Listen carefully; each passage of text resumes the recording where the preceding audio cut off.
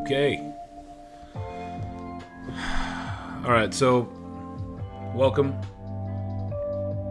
I just want to say I'm going to go over a couple charts here for the futures on Saturday.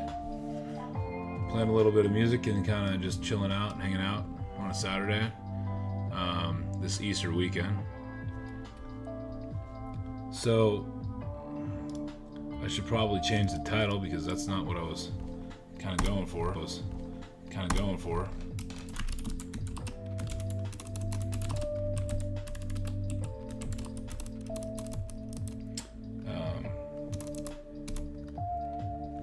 Put Stock Talk. That's what we'll do. Stock Talk on Saturday. And futures.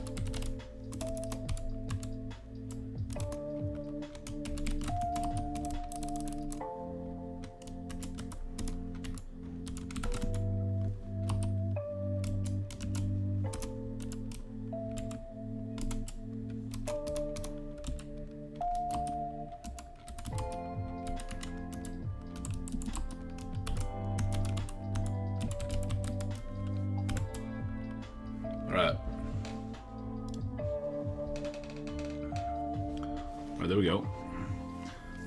So, first of all, I just want to say welcome, and I got my charts up here on the NASDAQ futures, but again, I'm hoping that you guys aren't trading with just using indicators and you're using price action, because that's the number one thing I try to advocate for, is you got to use the price action. Okay, so looking at the charts here, let me get that image out of the way there. So it's real easy to get wrapped up in the hype on futures, and also getting wrapped up in the fact that the price action during the day, I mean, they're big moves. I mean, there's no doubt about that. I mean, look at here. You're at, for where I'm at here, 13,000, and then jumps all the way up to almost a $1,000 move that day. That's a big deal. It's a lot of money.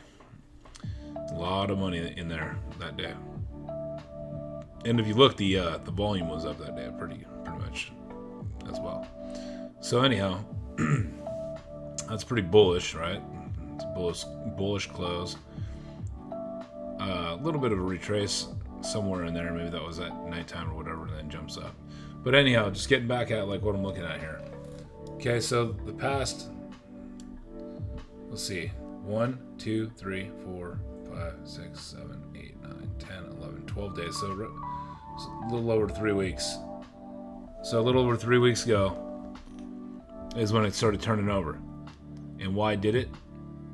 It hit this area of resistance and it just rolled over. Came back up, almost retested it. But so this hit a what I'd like to call, if I was looking at a smaller time frame, this is the this was a supply zone. And so it hit that supply zone and then just to the T, and then just flushed, huge, big flush. And I would have covered, if I was playing a daily swing, I would have probably covered right down in here. That's where I would have covered. Anyways, let's look back. Okay, so we got up here, right? Why did it turn over? Look left. You guys got to look left. Everybody's got to look left. All right, so we look left. We see that this area here came up, tapped, and then turned over and sold off a little bit. So let's mark that. We mark that here, and then we can wait for it to return to this area. Like it's a supply and demand zone, right? So it's not demand at all, but it's a supply zone. We could have predicted this move, and this is what I'm trying to tell a lot of folks: is you don't need to be in the market and crazy every day if you don't want to. I just like to. So you get out your rectangle tool, grab that here, and it's going to be a pretty big move, right? I mean, not really. 100 points. So if you're not even 100, yeah, it's a little over 100 points. Okay, so you're going to grab this rectangular tool, bring it all the way across, and put this in to the top of that body on the left there on that red candle. Put it in there, just like that. And then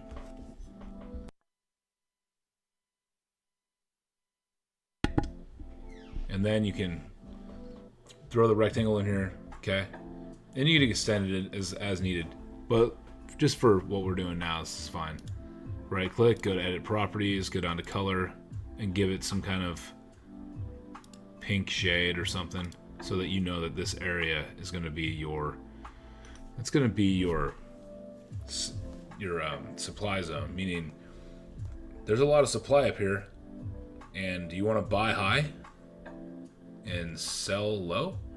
No. So don't get stuck trading this junk up here. So I'm going to zoom out. We're going to take a look at some areas that are supply zones and demand zones. That's what we'll be talking about today a little bit. And if you're a beginning trader, this is exactly what you kind of need to understand, is that these areas are where the institutions trade. And knowing that, that's going to help you as a trader. I highly recommend a book. I don't know if I put it in the description or not. Let me take a look, see if I did. Yeah, I did. Price Action Based on Supply and Demand Trading Method. I highly, highly recommend reading that book. It will change your life. And then if you use price action on top of what they're talking about in that book, it's just amazing. So anyhow, going back to the daily chart, we come in here and we see this is clearly a supply zone. Price comes up, just goes wicked right past it, comes back down and closes in the supply zone. That's not where you would take the trade. You would take the trade after this tests again, fails, comes down, and starts dropping in this area. And that would be maybe an intraday play. But at the same time, if you got in here at like roughly when it broke below this candle here, or even if it opened, it had to have opened here because that's where the new day starts. It opens. It looks like it was probably going to go back up, which it's like, okay, if it gets bought up and the bulls start thinking, okay, this is a good area to buy, well then great. Like maybe they thought down here was a double bottom, which kind of looked like one, came down, ripped up, came back down, retested, and then just took off. But as it came down those areas and came back up into this supply zone, it clearly did reject with that 1 day candle there, came back up, retested it in here, which I had another supply zone in here with this little rectangle candle in here, right there. There's no one right there. So anyway, rejects this day, or this doesn't really look like much of a rejection candle, but it did reject the top of our supply zone, and then kind of comes over, comes down, and starts to sell off. Then it kind of gets a little bit of support right here on this line, so I'm going to look where I get that line from. Came down, oh, this is one of my, so it came all the way over here. There's the support, there's a line. Yeah, kind of came into that area, but let's see, it was up here. That was more like an intraday, probably a line I drew. Just came down. So anyways, bounced, came back up, retested the supply zone, and like the fact that this coming back in here, coming back up and retesting and failing, that's huge. It's a big move. You know, 100 points and some change almost 200 points. I mean, that's a big move that day. Then big rare red bearish bar again, comes back up. So now what we're starting to see here is this area can now become a supply zone again on the daily chart. So this is like a new, because see how there's a big move? This candle kind of comes up and then gets engulfed, pretty much engulfed, and then the next day flushes down, and then they kind of consolidates a little bit in here. There's a little bit of confusion, and then it flushes again, down, pops right back up, gets rejected, and sells off that whole day again. Then there's the CPI numbers come out. Boom, this thing rips off of terrible news, and then gets absolutely eaten up and crushed right back down. So like watching things like that and starting to kind of take note and reference to it, you're understanding that there's kind of patterns here. So right now, what you would do is, for this one, let's just draw another supply zone. There's no demand in here. There's just a supply that they don't want to buy. So I can grab to the top of this wick, or I can go to the top of this wick. I'd probably go to the top of the highest wick on these. So I can just find out what it is. I'll find out what it is. Let's see here. The high is 1462.25. So 1462.25. To the bottom of that candle, of the green candle here. And so of just the body. So run that across. And then place that there. And then right click it, edit properties, give it a some kind of color that you're gonna recognize as gonna be a supply zone. You could even label it supply.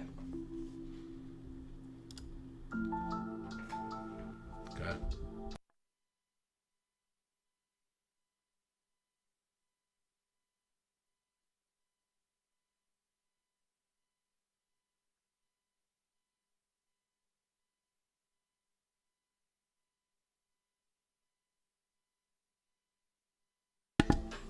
So anyhow, after you kind of establish that on the daily chart, what you can do is just watch the futures. You don't have to like trade or anything, and just watch it come back and retest this area.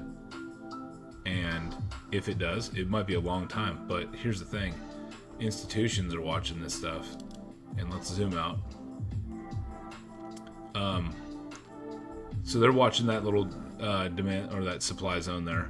So if this thing does come back up off these levels here and goes back up into the 14s, 14.5, 14.7 area, like those are areas it needs to break through to be able to start going and continuing on. So let's go and see if we could find a supply zone in the next couple days.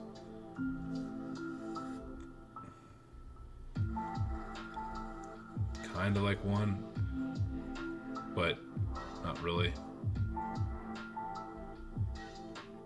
I'm gonna have to say down here. I mean, honestly, this is just a run. So down here is gonna be your area of supply, and it's a large range. It's not like it's a small range that you're gonna be playing in these supply zones. So if you are gonna be in these areas and you're playing these zones, and you're a little worried about how much money it costs to do this, you could do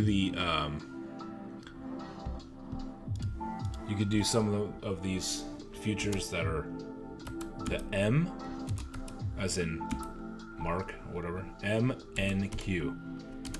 I put it in the chat over there. So it's the /MNQ. If you do MNQ, it's only a tenth of a move of the actual NASDAQ futures.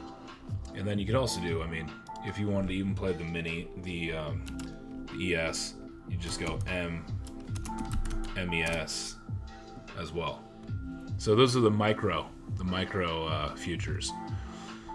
it's pretty cool because you could play, you know, they can move 100 points and it's only going to be a $200 move, not a $2,000 move. So if that freaks you out a little bit, then that's what you could use to trade futures. And also just remember that there's no pattern day trader rule on that, on the futures. So there's places that there's brokers that you can use that will let you trade the futures with very, very little money to help leverage it. Okay, so getting back here, I like that on the daily chart, and I'll draw this and I'll tell you what I was about to say. So grab your rectangle tool. I would just go, honestly, to right here at the top of this. So you do the top of the body, but you do the furthest wick that you find. And there's a lot of support on this area here too with the green line that I have drawn. It goes way back to May 13th of last year. So almost a year ago. Came down, hit that mark, respected it, and then bounced. Like, it's so obvious to look at a daily chart and go, oh, why didn't I just watch that area? And I mean, honestly, give it, you could even play options on that, on the triple Qs. And Mike, you could have bought like some kind of leap or whatever it was. And if you just saw it touch that area and start to reject and buy up, you could have easily bought a ton of contracts a couple months out, whatever it was, just to give yourself some time. But this thing just absolutely reacted to that area. And on top of that, there's like a descending kind of trend going there too, and then just absolutely reversed. So that was another thing that you could have drawn a line and played the same type of play. But again, if you're using those mini contracts, maybe it won't feel so painful or so scary to trade that way. So going back over here and taking a look at this line, okay, this is obviously a respected line on the daily chart. So if it does make its way down here in the next few days or next couple weeks, set an alert for this area. I highly suggest setting it. I mean, I understand that the markets are crazy right now and it's kind of like a lot of bearish signals and things going on. However, if you draw in this supply zone on the daily, you can pull it out as far as you want.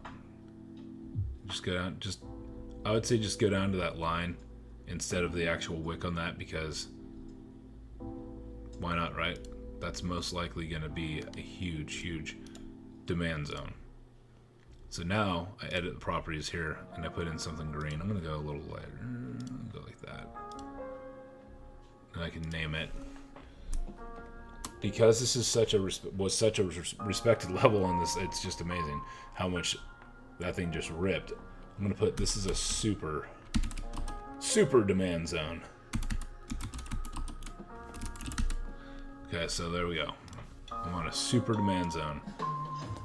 That's pretty obvious, right? So now look at the fact that, okay, let's see, this is the open was 13,334. So I can edit.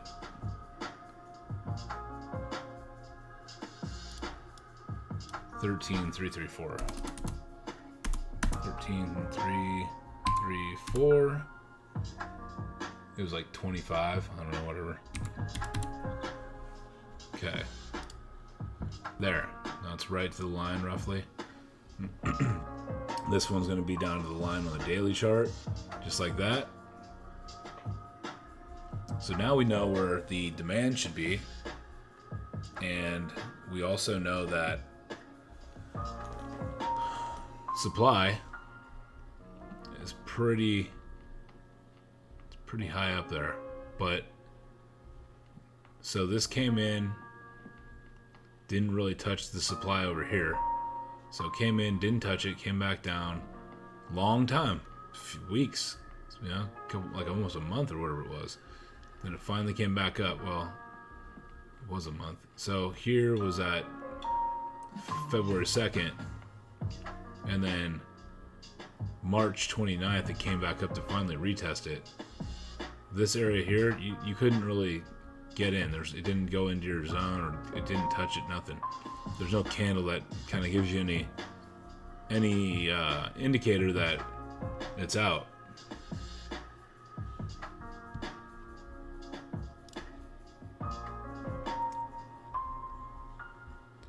So right now I highly suggest setting an alert for the area of 13, whatever I just said earlier was at the open. So 13,334 and 50. So I should probably edit that. Just make sure it's.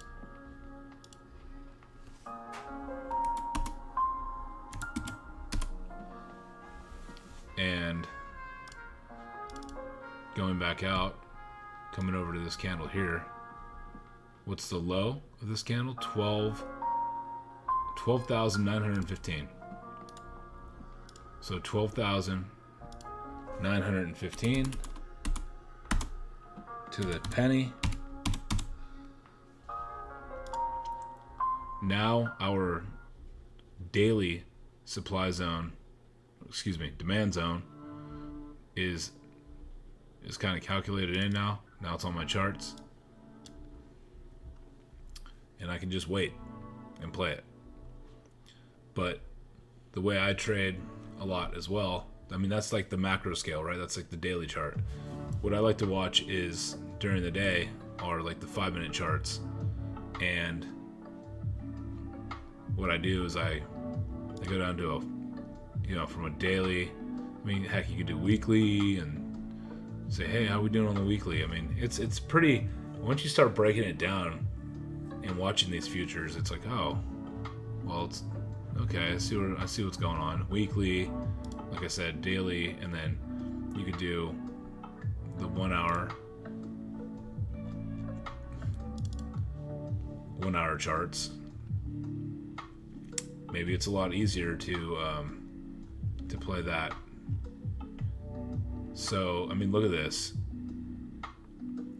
Comes in here into the supply zone, comes back down, comes back up, goes into the supply zone here, rejects it. Even if you just got in somewhere in here, like you looked at the candle on the 1 hour, it comes up, nah, no, you're just like, hey, if it fails this area, I can get in short, risking nothing. I mean, but it broke that 9 EMA, that's what this gray line is. I use them as just like whatever. And it just comes in and just gets absolutely annihilated. You just put a stop in.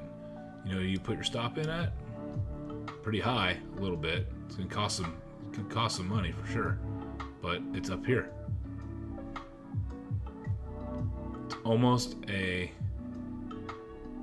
It's like a 110 point risk. So like I said, if that's the case, then I highly suggest using the mini or the micro for the futures, the MNQs. That's going to be a little more like if you can't risk a couple $100 to all the way down here. Let's see, that'd be basically a $100 or $220 risk or something like that, somewhere in there. Say if you're like, oh, the break of this green 1 hour candle here, or whatever, you wanted to get in right here because they're like, oh, it's halfway in, okay, I could risk to the top of that, that's fine, because it's just trending sideways, pops, drops, sideways, cracks, and just sells off. I mean, you're making more than you're going to be making more than what you're risking, because you're getting in up here at like 15,150 to break this area, because you wouldn't get into like right here roughly, right? And then so that's going to be a 150 all the way down to like where support was. Well, support, this thing ripped up here. It kind of looked like maybe support was in here somewhere, because this could be like your little demand zone. Come back, retest, and then bounces. But no, it failed. It crushed right through it. Your other demand zone should be like down here. So you would wait until to cover down here. So look, there was a little reaction. It came through, came back up, but then got rejected. Then kind of acted like it was going to break out again and got rejected. But regardless, when it came into like this area here, the top of this red candle, this would have been your profit target right there. So that's roughly, I mean, you would watch the price action, but you would watch it go into here, and ideally should be like taking profit in this zone in here. So that was like a $250, so almost like a risk one to two reward on that. So that's just that's on the 1 hour chart. So if you draw your supply and demand zones on whatever time frame you draw them in, that's what you should trade them in. Okay.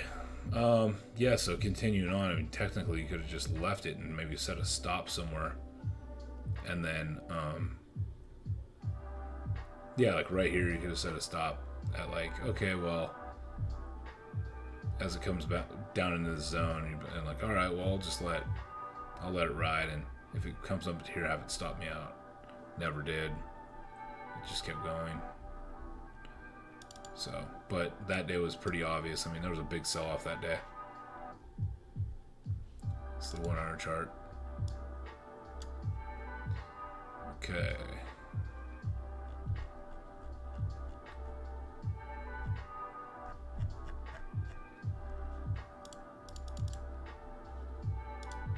All right, so there's a lot of selling going on. Okay, so yeah, this is the 1 hour chart, and now taking a look, this is not a fresh zone as far as demand goes.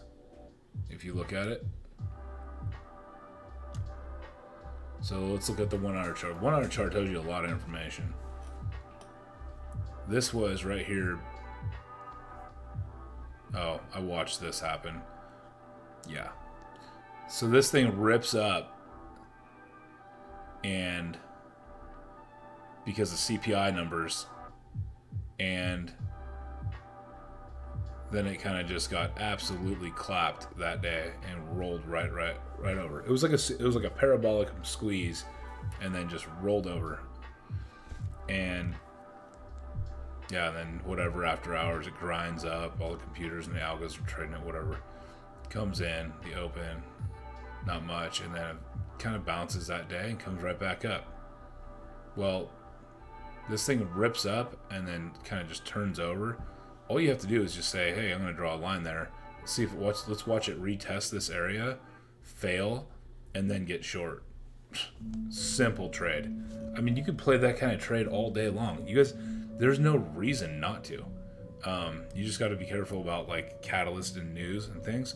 But when you put in your trades on futures, I highly recommend putting in a stop loss immediately, just in case some kind of news comes out or whatever, and it rips against you because all the computers are firing and you have no control over where the price just went. Not that you do anyways, but at least you had a stop in place in case it just went completely against you and just didn't take you for a ride and losing you thousands of dollars because it rips 100 and something points in the matter of, a couple minutes or seconds or whatever it was. Because it's happened. They rip. The futures can rip when it has news. And that's just how you safeguard yourself from getting your account hit pretty hard on something like that. But I mean, look at this. Yes, this is a 1 hour chart. Yes, it's kind of slow. I get it. I like fast action as well, which you can get in and you can get fast action. So you just go to a smaller time frame, and then if you can take a number of contracts, then you just bump your contracts up and you'll be getting some action, and it'll move. So this thing fails, and I drew this line here. Okay, over here, look left. This was support, right? Came up into that supply zone, kind of failed, came back up, retested, failed, came down, cracked support, came back up, retested right there. This is all the 1 hour chart, so you'd have to like set alerts, or you just stare at your monitors all day, which I don't recommend. It fails, cracks all the way down, boom. That's a nice move. It's a nice move. I mean, if you got a real contract on, that's a $4,000 move. Actually, more than that. For every 100, it's $2,000. So, if you got in here and you said, "I'm going to get short and just risk a little bit," you would have been living it up, doing good. Let this thing crack all the way down here, and then eventually you see. I would have just, at that case, because I didn't see this. You could draw like your trend line like this. So yeah, I would just, once that cracked or whatever and it started going down, you can draw out a trend line like that and kind of watch it. And then once it kind of, see if you see this, comes down, comes back up to lower high, lower high, cracks, tests a little bit. This is now like a resistance level here, this flat area it was basing at. Fails, comes down, retests, fails again, hard, comes all the way down, pulls back again, another lower high, pulls down again, lower, low, lower, low, lower, low, comes back up, another lower high, just doesn't even, nice little, I guess you can call that a bear flag, cracks again, comes down. Then look at the change in pattern in this one. And it did it right here too. Kind of consolidated sideways, came up, but that was the whole consolidating, ramping up, goes up, hits that resistance, and just fails, gets rejected, right? So with that happening, it then comes down, whatever, does its thing, it's just downtrending, comes in here, now it starts kind of basing, but this is a 1 hour time frame, so it's kind of just consolidating sideways and just doing its thing right below VWAP. Comes up, gets above VWAP right here, kind of comes down a little bit, gets bought up in the respected, and then goes up, and there it would break your trend. Then it fakes some people out, whatever, it sells off below VWAP again in that hour, but then gets bought right back up. Look at that price action. So if you, like, screw your indicators, look at the price action. I understand the 9 EMAs right there, but the price action is what you want to be watching.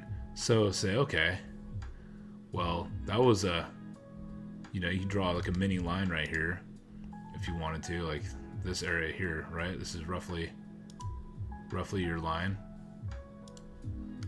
Okay, so if you wanted to go long and you wanted to kind of play this action, it's pretty simple.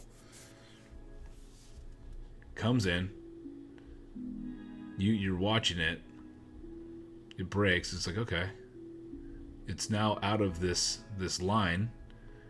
At that point you could say, okay, I'm gonna wait for it to bust above this line here, which is, what was it? It's kind of it was almost getting into that 14,000 range.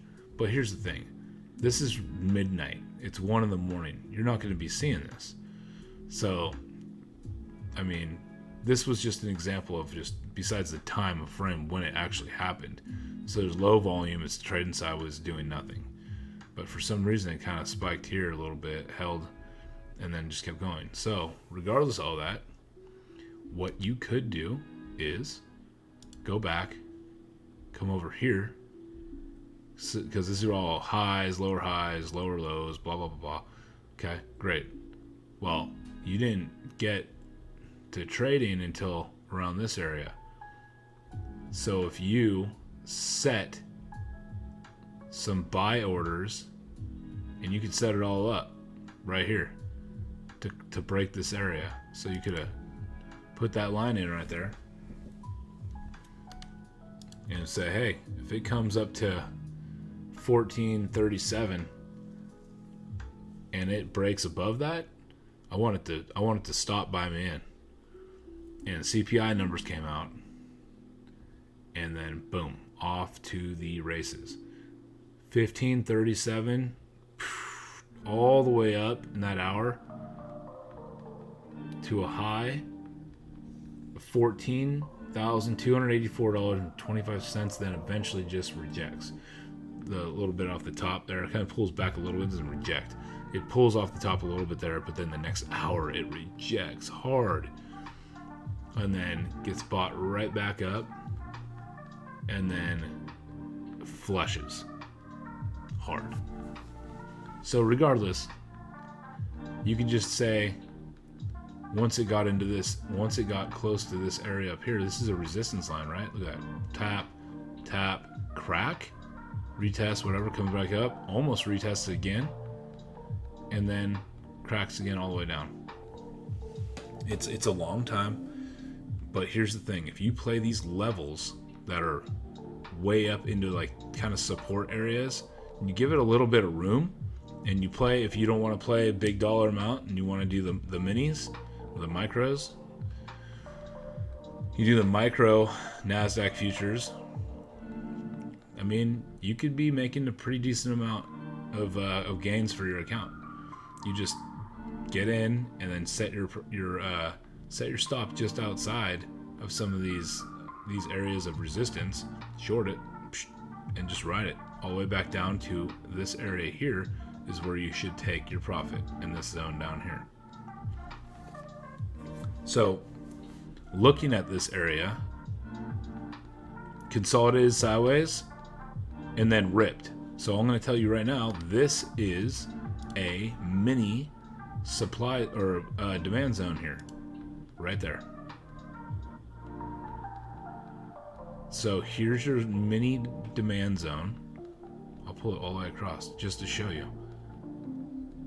And this was a fresh one, meaning it wasn't retested yet. Okay, so this thing started consolidating sideways. This pulls down, rips up, comes in, rejects. It keeps going. I mean, the candles aren't that big, but it's still a little bit of a breakout. It broke up, another one, kind of pulled down, came back up. It's fine, it's not clean, but then rips. So I would say wait for this to come all the way back down, and I wouldn't have bought it when this thing was coming through the zone. But if it came down and then bounced and came back up and closed, and then that's where you can start getting long. You can get long once you see this thing kind of holding. Now it looks like it was selling back down into the zone again, and then once it started coming back out, say, hey, you know what? I'll take a chance. And then you might be able to actually go down to the wick here if you wanted to. But again, these things move, so they might be a few points. So you get in long here, knowing that you're stopping your outs down here, and then you just let it ride to see what happens. I would say watch this area here to be able to get out, because if you look left, it came up here, had a little bit of problems, and then eventually the CPI numbers come out and it rips. That's fine. That's all computers and algos and institutions getting in due to the data. This is technically a resistance zone. If you cracked and came back down and came back up, I'd expect that to fail, but you also have to watch the price action. So let's look at that. Let's say you got in about at the top. Once this thing came in, rejected, came back up, and it showed you it's kind of making some kind of a breakout. Let's say even you drew yourself like a little trend line, and you're like, oh, it's breaking above the trend line, and you got in up here at 1371. Not even $100 move, but if you did get up here at 1371, you most likely would be risking a little bit. Yeah, you'd be risking it's like basically a 1-to-1 ratio on that one. Is it the greatest? No, but at the same time, you could have watched it and just seen how it reacted. But look at this, came down, came back up, whatever, came back down, retested the demand zone again the next day, bounced again, came all the way back up into, oh, look at that, resistance, the new resistance, not the one over here, but the new one that was right here. Draw that line across, and say, okay, this is the lower high, you know, all that stuff of the hours. Boom. Tested it, failed, rolled right back over, went through the demand zone down here because it's not fresh. So it got here 1, 2, 3 crack. But what you have to realize is where we are on the daily chart. Okay? And we were in a support area on the daily big time. And then here's what you got to see. If you take a look,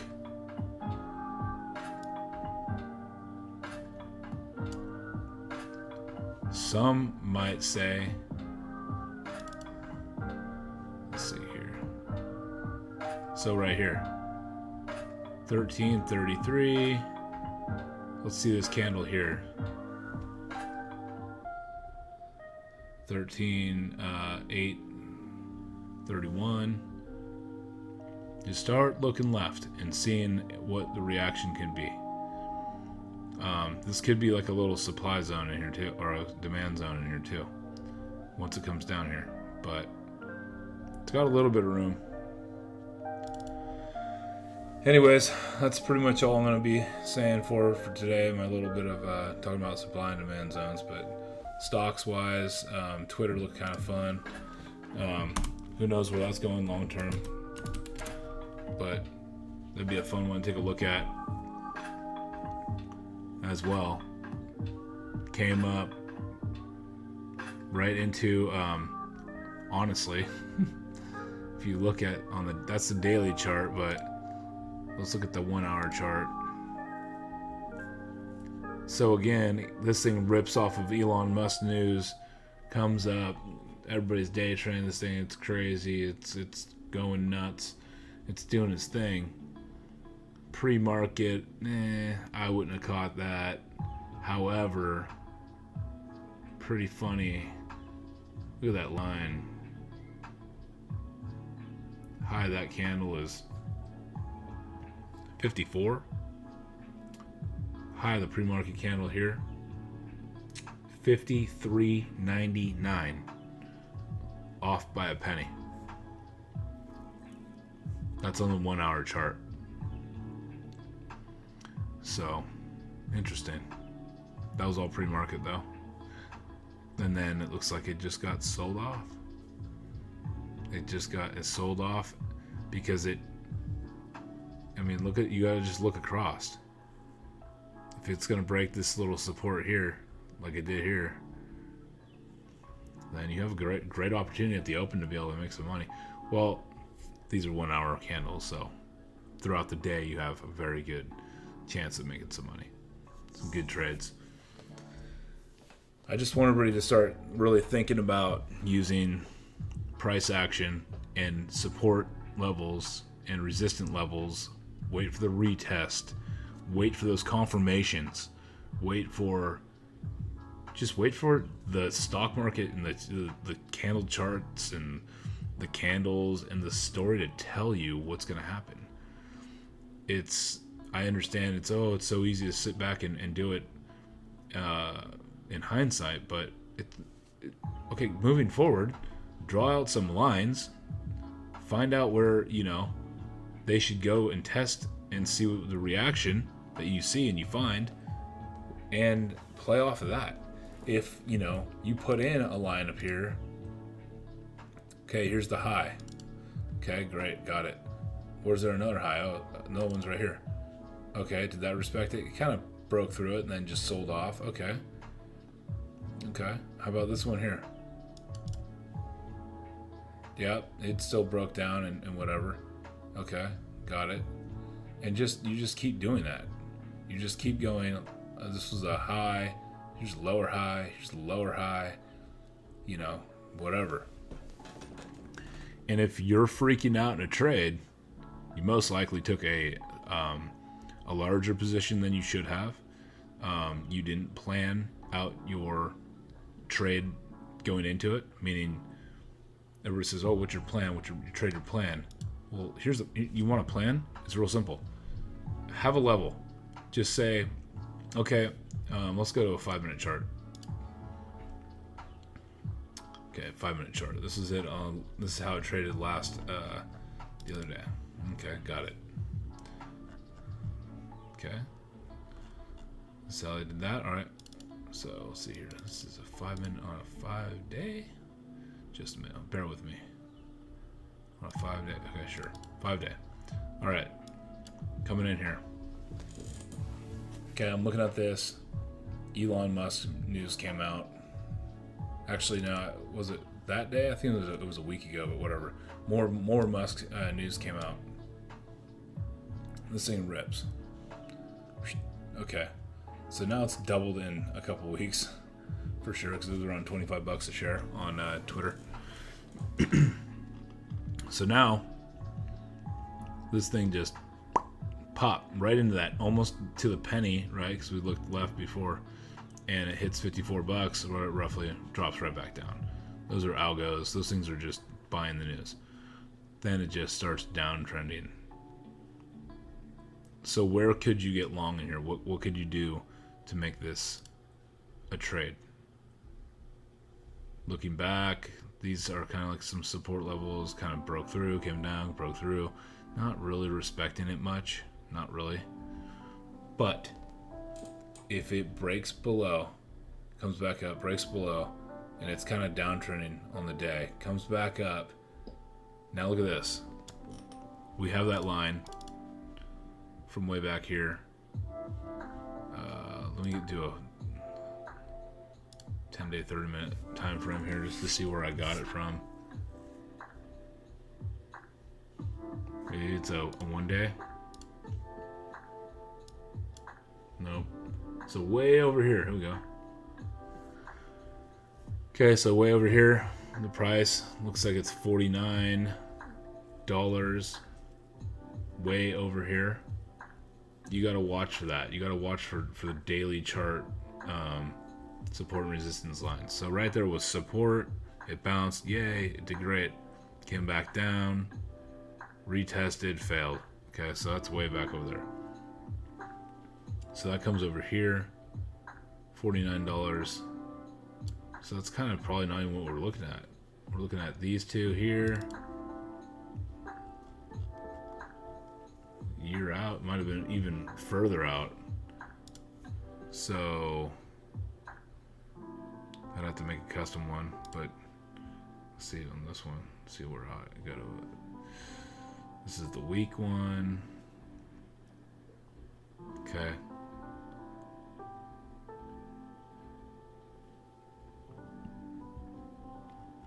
I must have gone super far out. How about right here? This one's $49 again. Okay, so that's that bounce. Okay. So anyhow, we can go back to the 5-minute chart. So I had that in there. I would probably go and find out where I put that line in at. Comes back in. You have VWAP here regardless.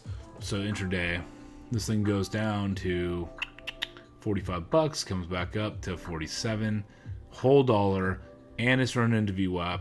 And it's running into my little, like, was a support line, now potentially resistance line. Tap, tap, tap, tap. It's like, okay, it might break out. And then the bottom gives out here, flush. Those are hard to play. Like, I'm going to be honest. Those are tough to play. However, you are downtrending. And you would put a stop. I would put a stop. I'd say you can get in here and get short in here somewhere. And then I would just give it to roughly a 50-cent move. And that's where I would try to get short right there it says right here 47 whatever, the high of 47.07, things like that. Because you don't know it's coming back, it's kind of like popping, and then you're looking at the volume. You're like, okay, has potential just to rip back up and go retest way up here at 49. But I'd probably give it to 47.50 and like 47.55, whatever, in this area. That's where it rejected and then just flew back down and then comes back up, hits VWAP, again rejects it. I could look at some other time frames and then just kind of give it a 50-cent move. Okay, I leave it alone. 50-cent move to $47. Short it. Give it 50 cents. And you're risking your 50 cents. It flushes. Okay, you're almost up $1 right here. When it kicks down here, you hit your $1 mark and some change. Because it hit a low on that 5-minute candle there. 45.88. You're in the money, $1. So you have risked 50 cents, and you have now won $1 potentially at this point. If you wanted to start scaling out your position, you could sell half or 3/4 of your position, whatever you feel you're comfortable with. But what you have to also realize is this: it comes down here and stops and then bounces. Look left. Why did it do that? You can look in here and start drawing like mini lines, like saying, okay, it has potential to bounce right there, and it did, like to the penny, bounced. So let me just go in a little more. Came up, flush to the penny right here, huh? Roughly, that little spot, real close, a little bit below. Right there, a little bit of bounce, comes in, opens here. Might start getting bought up, goes into the moving averages. I don't use them, however, I do have them in my chart to see what everybody else is seeing. Hits, slams into it, rejects, flushes down. But see, if you look here, this is like a whole area of like a little bit of consolidating sideways, and then eventually breaks back up and squeezes out like someone who might be short or whatever the case. So then this thing comes in, it squeezes all these folks that probably thought, oh, let's get short. And they're probably covering and taking profit. And then this thing flushes down here. What? No. Can you believe it? Let's just draw a line. All the way across.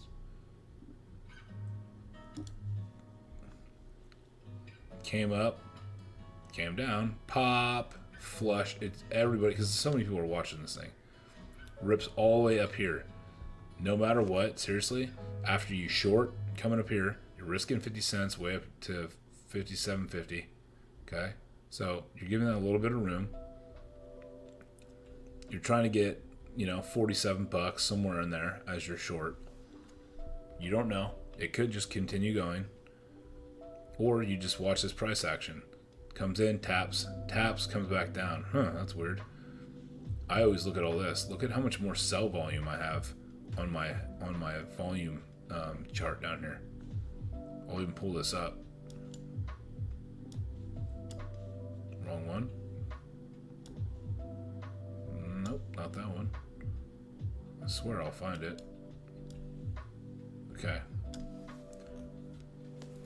So looking at this volume chart, I'm seeing an increase of red.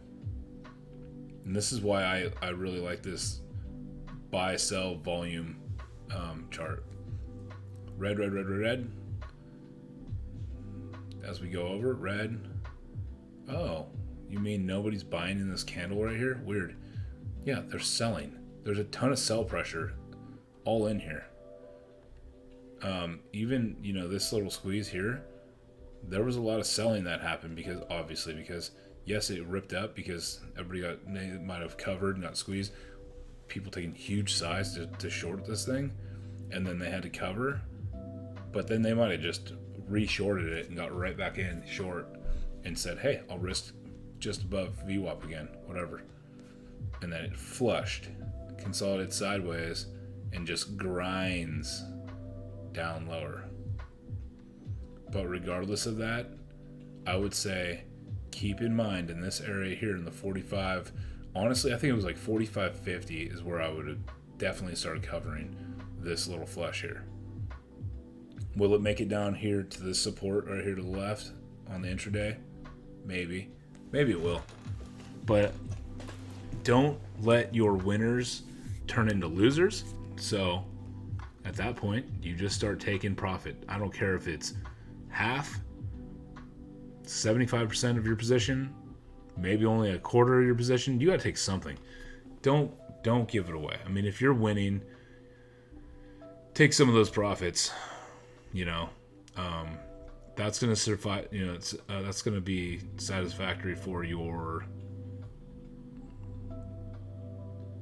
I mean, that's almost a 3. It's a 3. Yeah, so you're risking 1 to win 3.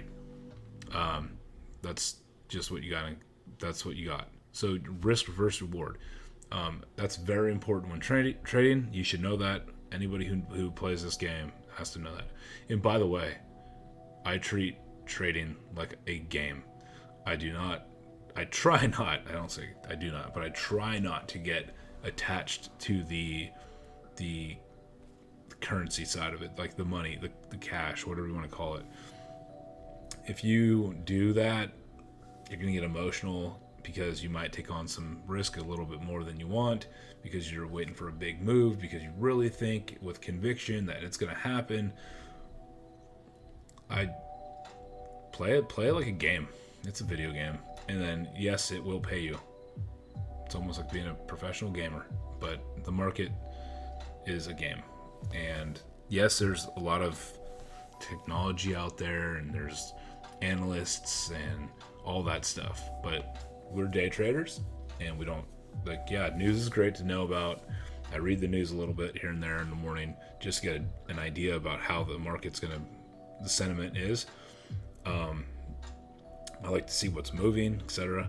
But I also like to just play the futures. So that's just my jam. I was playing stocks for a long time. I still do kind of get in there and dab with the stocks.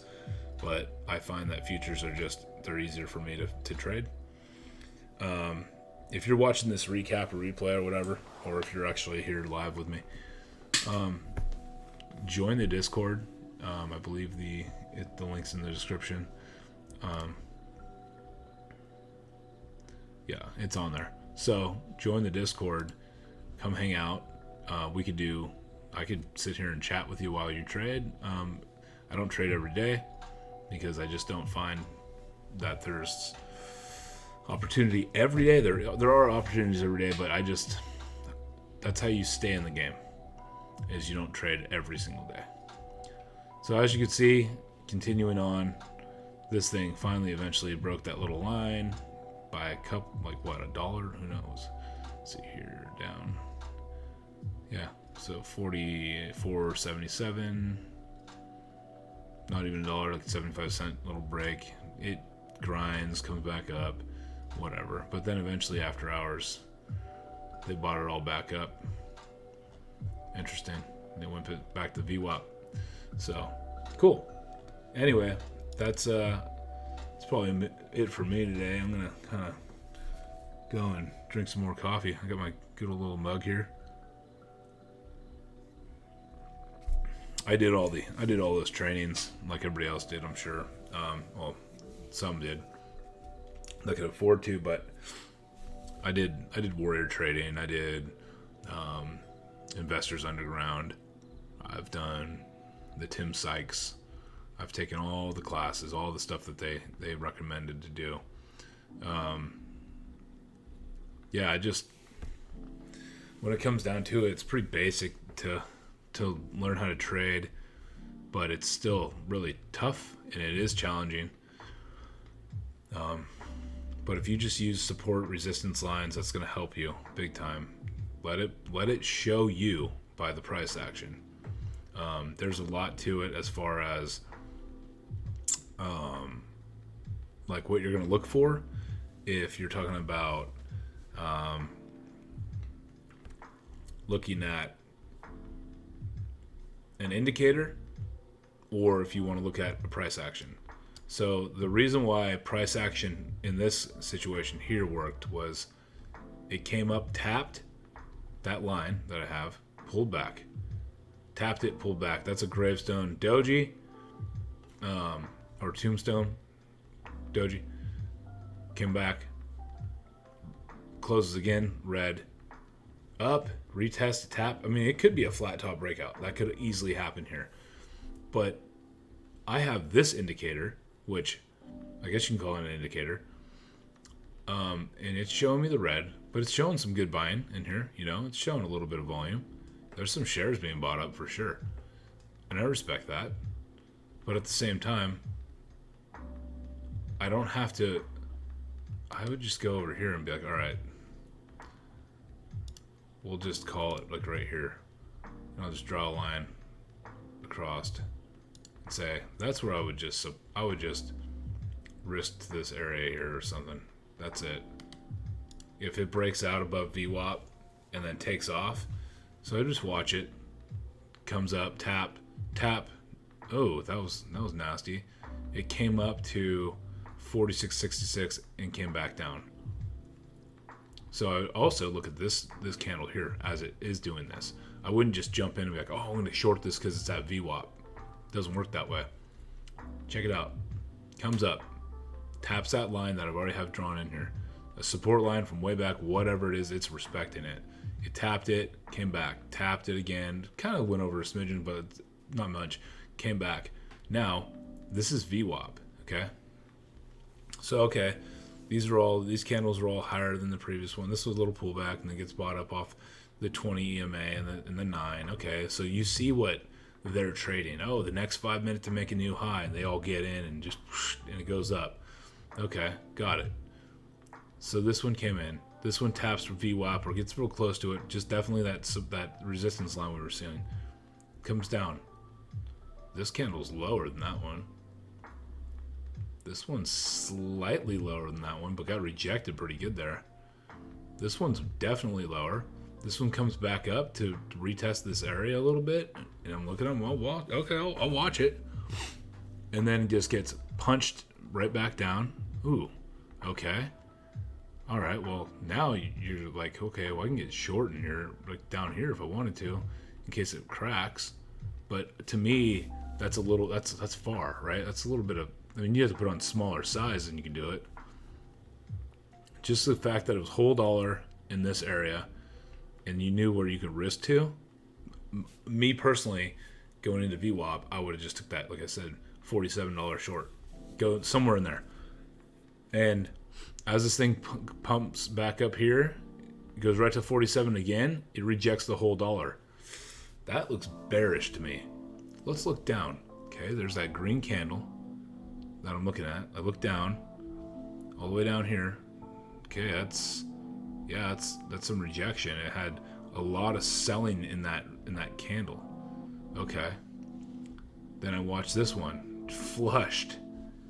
I mean, this is all looking back now. Oh yeah, ton of selling. Because why? Everybody thought that got into that. Thought, okay, hey, this thing's gonna break out. So maybe right here it popped, opened up here, popped up for a second to 87, whatever, and then just got absolutely rejected. That's what happened. And now everybody who got long in here got absolutely bent upside down, and they freaked out, and they all hit the damn sell button. Oh, and get out, you know. And this thing just engulfed all that. Again, pop back up because they're trying to like, oh, maybe this is support right here. You know, yeah. Okay, then it cracks it and goes back up. People jump in again, and it's underneath your EMAs. Hits it. Not that I would use that, but people are watching it, so just kind of keep it in mind. And it flushes right back down again into like this support area. This whole zone here is like a little support zone. So then it comes in, boom, to the T on support on this one. This candle was wacky, but it was just scalps. It was all kinds of stuff going on in there. Selling obviously just crushed that thing right back down. Another hard rejection off VWAP again. So I would have tried it one more time. I would have got short and then risked again another 50 cents. Or, you know, try to scale in maybe into VWAP or something. If it came up here, I would have been like, oh yeah, right in here again. Let's get short again. Who cares? Let's see if it rejects and watch it. And you can be watching it with the time and sales. You can see, you can see the time and sales coming through as in a lot of sell pressure, sell volume coming through. There's a lot of red going in. They're just punching the bid. But at the same time, I mean, if you're gonna look at the level 2. and your level 2 is just stacked over here at 46.90 and 40 whatever, and you just see tons of numbers in here, then you're set. I mean, you just know, like, oh, this isn't gonna break, and if it does, you know where you're risking to. You know your plan going into the trade is all. I kind of got off on a tangent, but that's what I mean. So you know where you're gonna get in, where you're gonna get out, where you're gonna take profit. Roughly where it comes into some kind of support down here. I mean, heck, you might even say, hey, top of this wick right here, I'm going to start taking profit. Oh, look at that. It got here and it bounced just for a little bit, but then eventually rolled over. Okay, I'm done talking. This has been fun. I'm not going to be trading next week on the 18th or 19th of April. However, I am going to be, well, if I do, it'll be mobile. But if I will be trading Wednesday, Thursday, Friday. Okay, that's it for me today. You guys have a good one. I'll talk to you guys soon. Please subscribe. Give the channel a like. It's tough trying to get anywhere on YouTube. So, anyhow, it'd be fun. I would like to enjoy it. It'd be a lot of fun to be able to create a cool little community here and just get things going. We got some people, but I always want more. I want to help out, everybody I possibly can. Okay. Thank you, everybody, and have a good one.